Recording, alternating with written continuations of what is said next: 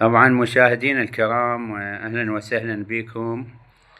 إن شاء الله بشهر رمضان المقبل راح يقدم لكم المخرج عمران التميمي مسلسل بيت الطين الجزء السادس. يعني هذا طلب الجماهير، الجزء السادس.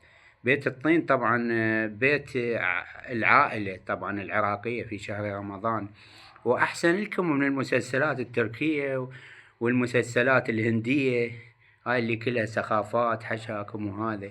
فبيت الطين أحسن لكم، هو من إخراج عمران التميمي وتمثيل نخبة من النجوم والفنانين الكبار، محمود أبو العباس، ساهر عويد، نعام ربيعي، ماجد أبو زهرة المحترم، عبد الستار الربيعي المحترم، ونخبة من الفنانين الكبار طبعا يقدمونه.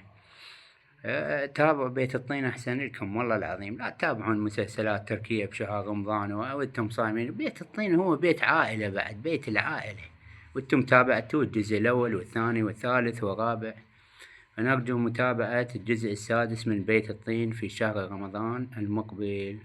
والسلام عليكم ورحمة الله وبركاته.